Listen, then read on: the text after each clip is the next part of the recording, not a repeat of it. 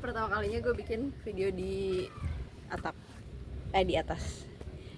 Ada matahari di sebelah sana. Gue habis dari kampus. Tadi ada diskusi riset filsafat seperti biasa. Minggu. Tiap minggu tuh kayak paling 2 kali pertemuan, 2-3 pertemuan. Terus tadi kayak metain kerangka teori dan segala macam, diskusi aja biasa. Habis itu ditraktir, kayak baik banget kating-kating gue. Kayak gue bersyukur dah kenal mereka.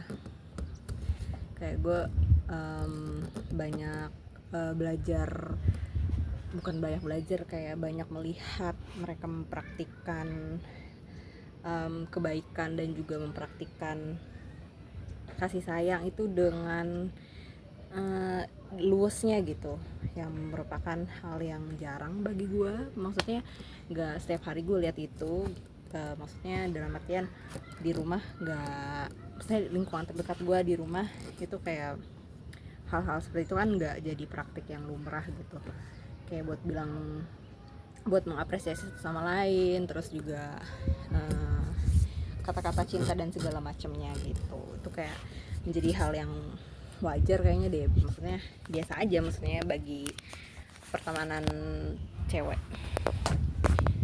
Terus mereka yang tipe yang mengayomi, smart, articulate, seneng banget gue. Terus apalagi ya, banyak lah kesempatan ternyata datangnya tuh dari kating-kating gue yang baik-baik. Dan gue rasa penting ya ternyata buat akrab dan deket sama senior, kayak sekadar tahu main bareng kayak gitu-gitu. Tapi make sure juga hubungan yang lu punya, tapi make sure juga lu punya value gitu loh, maksudnya supaya bisa ada tawaran kesempatan itu datang. Kayak bisa aja lu bisa jadi temen main doang kan sama mereka, tapi alhamdulillah, syukurnya kalau misalnya lu nggak jadi teman main aja, lu bisa project bareng atau dapat kesempatan yang cemerlang gitu dari value yang lu punya dan mereka lihat gitu.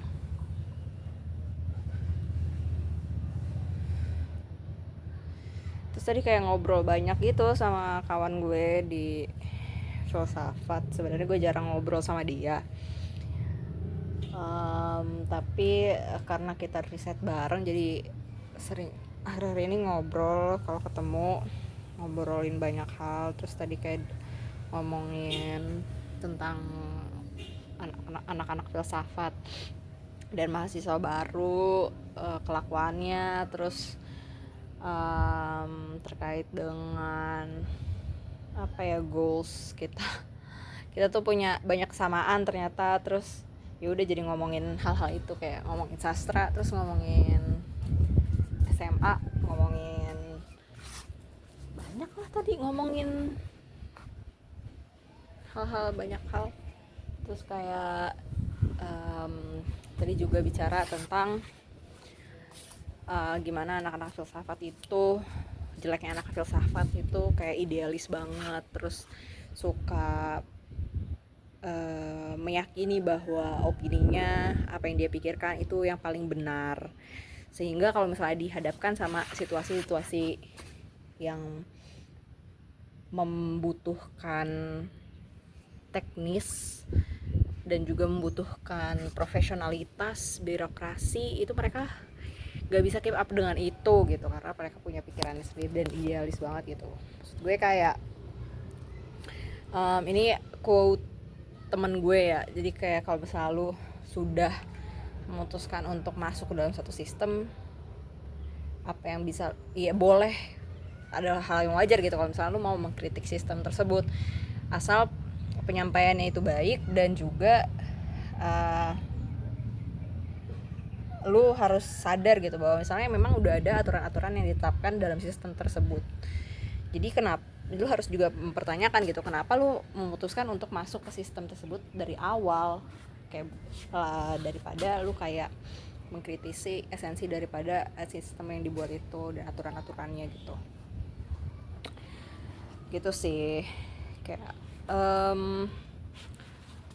sebenarnya yang paling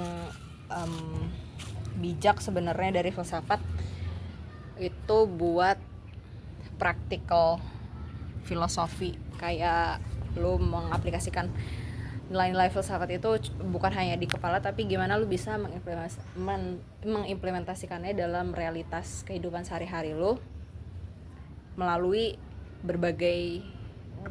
idea itu. Jadi kayak minusnya anak filsafat adalah bisa di idenya tapi nggak bisa eksekusinya. Jadi kayak lu sebenarnya ilmu-ilmu yang diterapkan tuh praktikal banget, kayak itu tuh bisa merubah perspektif dan pandangan dunia gitu. Itu penting untuk dipelajari. Namun yang seringkali menjadi keplesetnya anak filsafat itu di cara mereka mengutarakannya, terus juga cara mereka mengeksekusikannya gitu loh. Karena nggak bisa dipungkiri bahwa ilmu-ilmu tersebut pasti selalu berkelindan sama praktikalnya, kayak teknis dan cara-cara praktisnya dalam kehidupan yang harus mau nggak mau lu pelajari juga gitu. Tapi basic idenya dan pemikirannya itu penting banget gitu, nggak semua orang punya. Kayak semua orang-orang tuh kayak tahu cara ngerjain aja tapi nggak tahu kenapa mereka melakukannya dan segala macamnya gitu.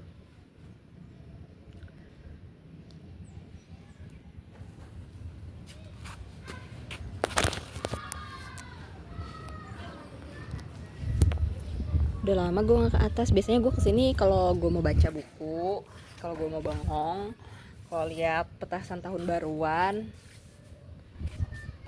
Di kalian kayak lagi musim layangan gitu nggak? Tapi sekarang udah nggak terlalu banyak sih yang main layangan. Kayaknya udah mulai pudar. Kemarin-kemarin tuh bulan-bulan lalu banyak banget yang main layangan, bocil-bocil. Sampai gue kalau misalnya di jalan gue harus klaksonin mereka dulu karena asik banget tuh kayaknya. Mau ketabrak. Gue kayak orang tua nggak? Kemarin gue abis nonton videonya Zahid Ibrahim yang terbaru, yang dia dikritisi gitu sama orang tua. Kayak dibilang sama orang tua ke Zahid, kamu tuh main gak sih? Kamu tuh ya udah lu nonton sendirilah videonya. Pokoknya intinya kayak bagi orang tua yang ngelihat Zahid itu Zahid tuh kayak kurang normal gitu karena masa mudanya dihabiskan untuk hal-hal yang produktif. Padahal itu hal yang lumrah dan normal banget anjir buat anak zaman sekarang, ya nggak sih? Ya nggak? Mungkin kalau misalnya realitas kenormalan yang ada pada standar bapak yang mengkritisi Zahid ini berbeda gitu. Jadi wajar lah dia kayak punya perspektif dan pandangan aneh gitu terhadap Zahid. Padahal kayak hal-hal yang baik itu bisa jadi suatu hal yang normal di kehidupan orang lain gitu loh. Jadi makanya lihatlah dunia jauh lebih luas lagi, buka banyak perspektif biar lu gak kaget-kaget amat gitu loh. Maksudnya ini tuh dunia kagak sebabel lu doang. Kenormalan tuh bukan ada di lingkungan-lingkungan yang ada di sekitar lu doang gitu. Coba define kenormalan itu dengan hal yang lain, karena semuanya sebenarnya nggak pernah ada yang hitam putih, ini hal yang ini benar, hal yang itu salah, nggak pernah, tapi selalu abu-abu gitu loh. Jadi kontekstual dalam melihat segala sesuatu itu, jangan jadi kayak pasti ujung-ujungnya gue kayak mau ngejelek-jelekin sistem yang ada deket gue, tapi kayak gue harus tahan. Kalian kalau tua kalian mau ngapain? Kalau gue nggak tahu mau ngapain. Ya paling ya slow living aja sih, kayaknya itu impian semua orang deh. Siapa sih yang mau kerja sampai tua sampai mati? Lu kayak cuman mau ketenangan gak sih di hidup ini? Terus kayak ya udah ngobrolin hal-hal yang memang udah lu pelajarin dalam hidup gitu. Terus kayak lu bisa warisin itu ke orang-orang terdekat lu gitu, atau orang-orang yang lu kenal gitu.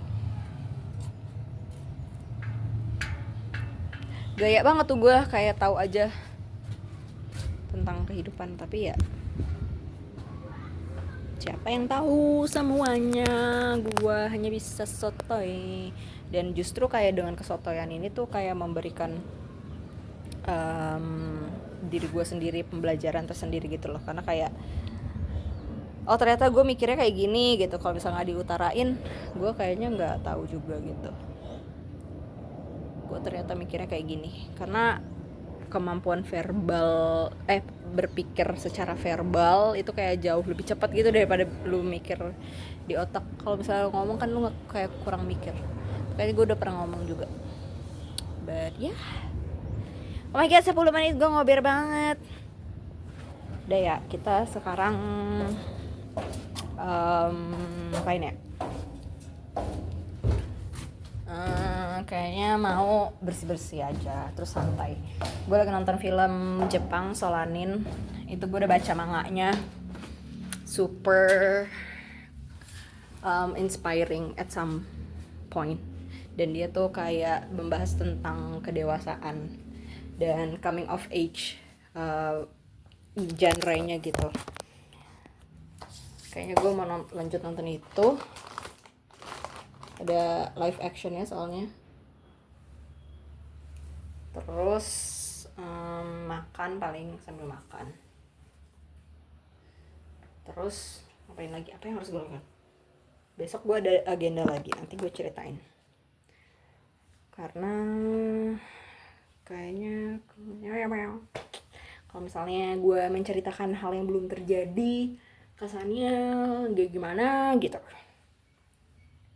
Bye bye.